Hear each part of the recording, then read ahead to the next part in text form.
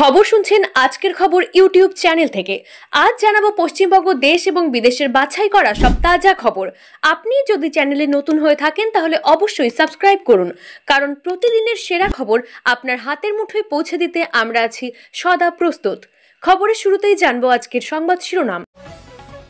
6 সপ্তাহের মধ্যে 11,765 শূন্য পদে প্রাথমিক শিক্ষক নিয়োগ, ঐতিহাসিক রায় দিল সুপ্রিম কোর্ট। নেপালের অন্তর্বর্তী প্রধানমন্ত্রী হিসেবে শপথ নিলেন সুশীলা কার্কি। কংগ্রেসের বড় ঘোষণা, 2025 সালের বিহার বিধানসভা নির্বাচনে একা লড়াই করার প্রস্তুতি। খালেদা জিয়াকে সাজা দেওয়ার মূল্য চোকাতে হলো বিচারপতিকে। বারণ সত্ত্বেও ধর্মতলায় অবসরপ্রাপ্ত সেনাকর্মীদের ধর্নাস্থলে শুভেন্দু। পুজোর মুখে বঙ্গোপসাগরে বড় ঘূর্ণাঝড়ের আশঙ্কা, জেলায় যেসব জায়গায় রয়েছে ভারী বৃষ্টির আশঙ্কা। আদালতের ভার্চুয়াল শুনানিতে হঠাৎ কি বললেন পার্থ চট্টোপাধ্যায়, সাক্ষীর দরকার নেই। একদিকে বন্দুকের গুলি, অপরদিকে পরপর বোমার শব্দ, রণক্ষেত্র কলকাতার গুলশান কলোনি। মমতার বিরুদ্ধে রাজপথে নামা প্রাক্তন সেনা সদস্যদের সমাবেশে যোগ দেওয়ায় শুভেন্দুকে সতর্ক করল হাইকোর্ট। লক্ষ লক্ষ সরকারি কর্মীর অপেক্ষার অবসান, অবশেষে মহার্ঘ ভাতার নোটিশ জারি, কবে থেকে মিলবে টাকা? 2026 নয়, 2025-এর ডিসেম্বরে নির্বাচন চায় বিএনপি, ইউনূসের সিদ্ধান্তের বিরুদ্ধে ক্ষোভ। হাইকোর্টের নির্দেশের পরও কেন চালু হয়নি 100 দিনের কাজ, উত্তর দিতে নারাজ কেন্দ্র।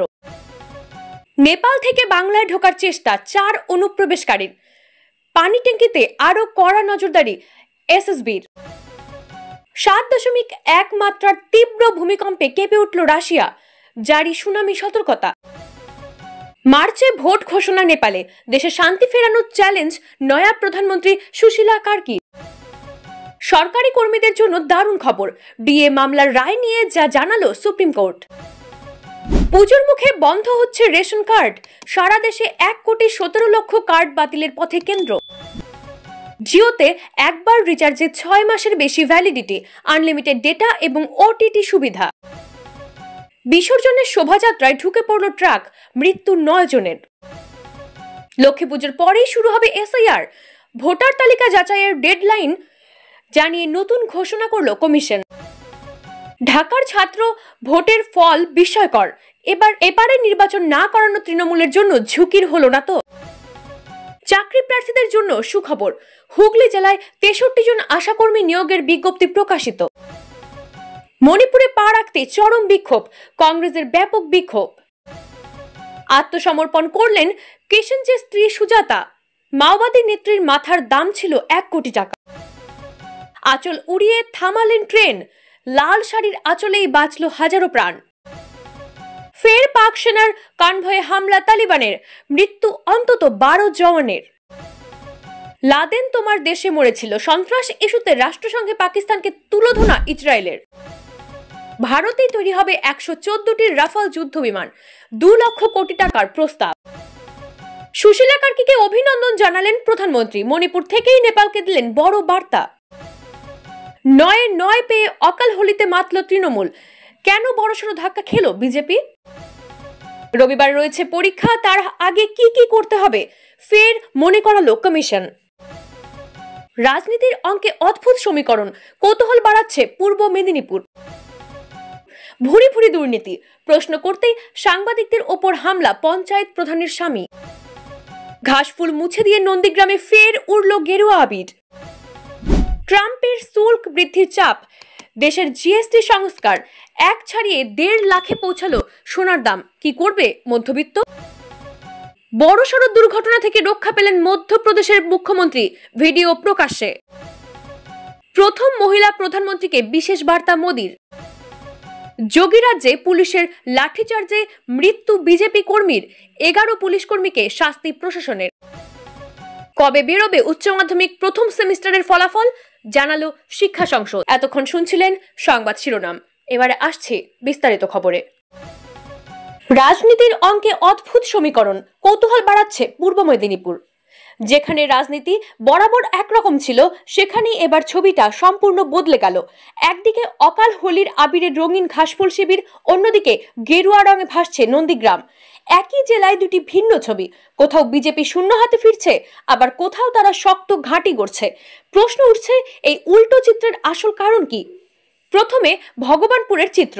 এখানকার মোহাম্মদপুর সমবায় কৃষি উন্নয়ন সমিতির নির্বাচনে তৃণমূল কংগ্রেস একেবারে 9-0 ব্যবধানে জয় পেয়েছে। শুভেন্দু অধিকারী শক্ত ঘাঁটি বলে পরিচিত এই জায়গায় বিজেপি একটিও আসন পায়নি। তৃণমূল সমর্থিত 9 জন প্রার্থী বিপুল ভোটে জয়ী হয়েছেন। তারা হলেন অতুল চন্দ্র পাল, বিশ্বজিৎ মান্না, চয়ন কুমার মণ্ডল, দিলীপ কুমার মান্না, গৌরহরি ভৌমিক, মদন মোহন পাড়িয়া, ইন্দ্রাণী মাইতি, রীনা রানী দাস এবং বিমল মণ্ডল। এই ফলাফলের পর ভগবানপুরে যেন উৎসবের আবহ তৈরি হয়। তৃণমূল কর্মীরা বিজয় মিছিল করেছেন, আবির খেলেছেন, মিষ্টি বিলিয়েছেন। নেতৃত্বের দাবি, এই জয় আসন্ন বিধানসভা নির্বাচনের আগে দলের মনোবল বাড়িয়ে দিবে। কিন্তু নন্দীগ্রামের ছবিটা একেবারে উল্টো। এখানেই আবার উড়ল গেরুয়া আবির। মনুচক সমবায় কৃষি উন্নয়ন সমিতির নির্বাচনে বিজেপি 12টির মধ্যে 9টি আসন দখল করেছে। তৃণমূলকে তারা 9-3 ব্যবধানে হারিয়েছে। ফল ঘোষণার পর নন্দীগ্রামে উৎসব শুরু হয়। বিজেপি কর্মীরা পতাকা উড়িয়েছেন, আবির মেখেছেন, মিষ্টি বিতরণ করেছেন। শুভেন্দু অধিকারী এই জয়ের কৃতিত্ব দিয়েছেন নন্দীগ্রামের মানুষকে। তিনি বলেছেন, নন্দীগ্রামের জনগণ ভোটের মাধ্যমে জাতীয়তাবাদী শক্তির প্রতি আস্থা প্রকাশ করেছেন। 2021 সালের বিধানসভা নির্বাচনে মমতা বন্দ্যোপাধ্যায়ের বিরুদ্ধে নন্দীগ্রাম থেকে তার জয় যেমন রাজনীতির বড় ঘটনা ছিল, এই জয়ও সেই ধারারই প্রমাণ। রাজনৈতিক মহলের মতে নন্দীগ্রামের তৃণমূলের এই পরাজয় তাদের কৌশল নিয়ে বড় প্রশ্ন তুলেছে। ভোটারদের সঙ্গে ঘনিষ্ঠ যোগাযোগ করতে না পারায় তারা পিছিয়ে পড়েছে। যেখানে তৃণমূল ভোটারদের মন জিততে ব্যর্থ, সেখানে বিজেপি স্থানীয় আস্থা ধরে রাখতে সক্ষম হয়েছে। সব মিলিয়ে পূর্ব মেদিনীপুরে এখন 2 রঙের 2 ছবি। ভগবানপুরে ঘাসফুলের আবিরে হোলির উল্লাস, আর নন্দীগ্রামে উড়ছে গেরুয়া রং। আগামী বিধানসভা নির্বাচনের আগে এই উল্টো 7.1 মাত্রার তীব্র ভূমিকম্পে কেঁপে উঠল রাশিয়া, জারি সুনামি সতর্কতা। জোরালো ভূমিকম্প রাশিয়ায়। 7.1 মাত্রার তীব্র এই ভূমিকম্পের উৎপত্তিস্থল রাশিয়ার পূর্ব ক্ষেত্র পেট্রোভাভলোভস্ক কামচটকা পেনিনসুলাতে। ঘটনার পর জারি করা হয়েছে সুনামি সতর্কতা। এদিকে মার্কিন জিওলজিক্যাল সার্ভে জানিয়েছে ভূমিকম্পের মাত্রা ছিল 7.4। এই অঞ্চলে সুনামি সতর্কতা জারি করা হয়েছে, তবে এখনো পর্যন্ত কোনো ক্ষয়ক্ষতির কথা জানা যায়নি। এদিকে কামচটকার দক্ষিণ পশ্চিমে অবস্থিত জাপানে কোনো সুনামি সতর্কতা জারি করা হয়নি। গোটা পরিস্থিতির দিকে নজর রাখা হচ্ছে। উল্লেখ্য, গত জুলাই মাসে ভয়াবহ ভূমিকম্প হয়েছিল কামচটকার এই অঞ্চলে।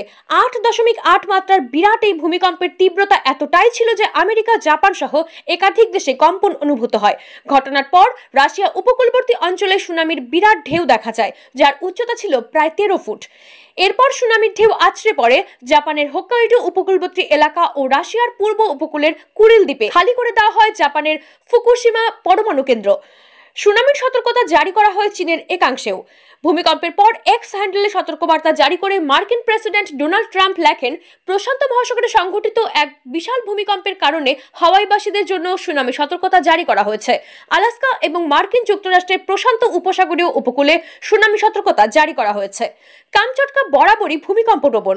1952 সালে এক ভয়াবহ ভূমিকম্পের মাত্রা ছিল 9.0। সেটাই ছিল সর্বোচ্চ। কয়েকদিন আগের ভূমিকম্প প্রায় এর কাছাকাছি পৌঁছে গিয়েছিল। এবার ফের কাঁপালো ওই একই এলাকা, ছড়ালো আতঙ্ক। পুজোর মুখে বঙ্গোপসাগরে বড় ঘূর্ণিঝড়ের আশঙ্কা।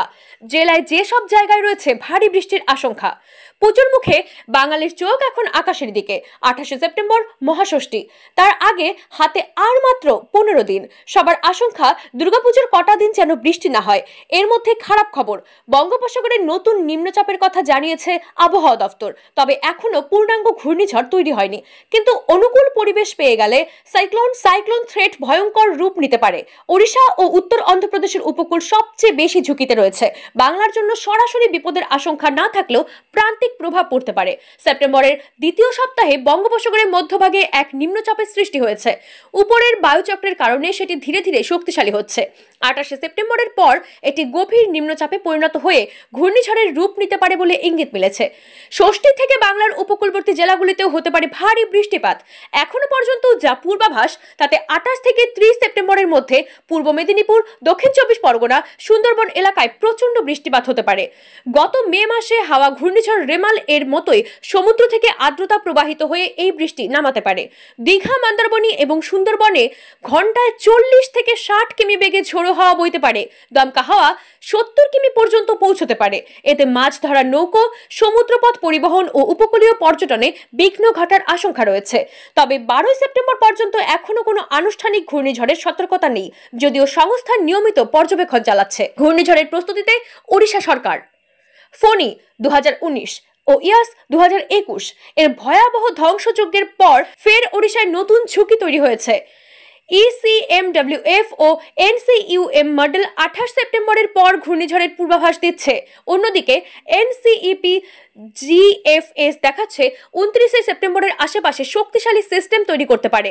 ওড়িশা সরকার ইতিমধ্যেই ত্রাণ সামগ্রী, আশ্রয়কেন্দ্র ও উদ্ধার পরিকল্পনা প্রস্তুতি শুরু করেছে। মে থেকে নভেম্বর পর্যন্ত চলা ঘূর্ণিঝড় মরশুমে চলতি বছর ইতিমধ্যেই একাধিক সিস্টেম দেখা দিয়েছে। ফলে সেপ্টেম্বরের এই নিম্নচাপকে বিশেষভাবে গুরুত্ব দিচ্ছেন বিশেষজ্ঞরা। আমাদের পাড়া আমাদের সমাধান নিয়ে বড় খবর। নতুন নিয়ম জারি করল অর্থ দপ্তর। পশ্চিমবঙ্গ সরকার রাজ্যের অন্যতম ফ্ল্যাগশিপ প্রকল্প আমাদের পাড়া আমাদের সমাধানের কাজ দ্রুত এবং স্বচ্ছভাবে সম্পন্ন করার জন্য একটি নতুন নির্দেশিকা জারি করেছে।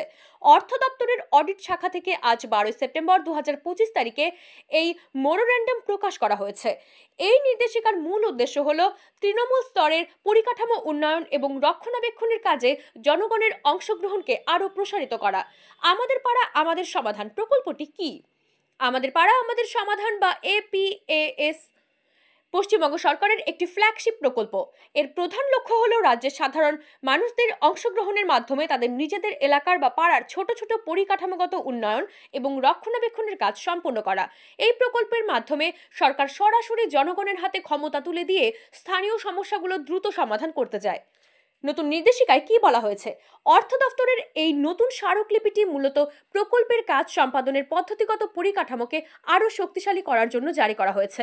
অগ্রাধিকার ভিত্তিতে কাজের নতুন নির্দেশিকা অনুযায়ী এখন থেকে এই প্রকল্পের অধীনে চূড়ান্ত হওয়া সমস্ত কাজের দাবিগুলিকে রাজ্যের পূর্ত কার্যনির্বাহী বিভাগগুলিকে অগ্রাধিকারের ভিত্তিতে করতে হবে। পূর্ববর্তী নির্দেশিকার সংযোজন।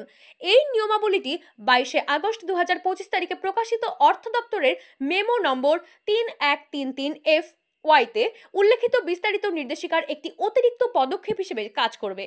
নিয়ম মেনে কাজ সম্পাদন। কাজ অনুমোদনের এই প্রক্রিয়াটি পূর্ববর্তী কিছু সরকারি আদেশ মেনে সম্পন্ন করতে হবে, যার মধ্যে রয়েছে অর্থ দপ্তরের 5/1/2021 তারিখের 30FY মেমো এবং পঞ্চায়েত ও গ্রামোন্নয়ন দপ্তরের 18/8/2017 তারিখের 1974 পার PN মেমো। উৎসবের মরশুমের আগে বড় চমক। আজ সোনার দাম বাড়লো না কমলো? উৎসবের আগে মধ্যবিত্তের কপালে চিন্তা বাড়ালো সোনার দাম। শুক্রবার কলকাতায় সোনার দাম কিছুটা কমলেও শনিবার কিন্তু সেই দামের পরিবর্তন ঘটেছে।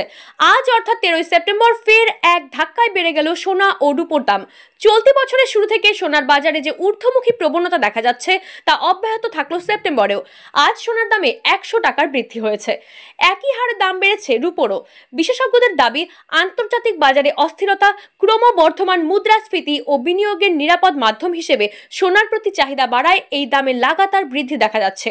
জানুয়ারি থেকে সেপ্টেম্বর পর্যন্ত সময়ের মধ্যে সোনার দাম বেড়েছে প্রায় 40%, যা অভাবনীয় এবং সাধারণ মানুষের ক্রয়সীমার বাইরে চলে যাচ্ছে। আজ 24 ক্যারেট সোনার 10 গ্রাম কিনতে খরচ হচ্ছে 1,11,290 টাকা, যা একদিন আগের তুলনায় 100 টাকা বেশি। 22 ক্যারেট সোনার 10 গ্রাম বিক্রি হচ্ছে 1,02,010 টাকায় এবং 18 ক্যারেটের দাম গিয়ে দাঁড়িয়েছে 83,470 টাকায়। একদিনে 3টি ক্যারেটের সোনাতে সমান হারে মূল্যবৃদ্ধি লক্ষ্য করা গিয়েছে। স্বাভাবিকভাবেই পুজোর মরশুম শুরুর আগে মাথায় হাত পড়েছে সাধারণ মানুষের। শুধু সোনা নয়, দামে বাড়তি উষ্ণতা দেখা গিয়েছে রূপোর ক্ষেত্রেও। 1 কেজি রূপোর দাম আজ পৌঁছেছে 1,32,100 টাকায়। 100 গ্রাম রূপোর দামও বেড়েছে 13,210 টাকা। এখানেও একদিনে 100 টাকার বৃদ্ধি হয়েছে। যার বিশেষজ্ঞদের মতে সামনের দিনে এই ঊর্ধ্বগতির ধারা বজায় থাকলে উৎসব বা বিয়ের মরশুমে সোনার গয়না কেনাকাটা মধ্যবিত্তদের জন্য আরও কঠিন হয়ে উঠবে। অলংকার ব্যবসায়ীরা বলেছেন, এখন অনেকেই খাঁটি সোনা বা রূপোর অলংকার না কিনে হালকা ওজন বা প্লেটেড গয়নার দিকে ঝুঁকছেন। যেখানে সোনা একসময় বাঙালির বিয়ে বা উৎসবের অবিচ্ছেদ্য অঙ্গ ছিল, সেখানে এখন তা শুধুই দেখার বস্তু হয়ে দাঁড়াচ্ছে বলেই মনে করছেন বিশেষজ্ঞরা। আজকের খবর এখানেই শেষ হলো। দেখার জন্য অসংখ্য ধন্যবাদ। লাইক, শেয়ার আর সাবস্ক্রাইব করে পাশে থাকুন। দেখা হবে পরের ভিডিওতে। আজকের খবরের সঙ্গেই থাকুন।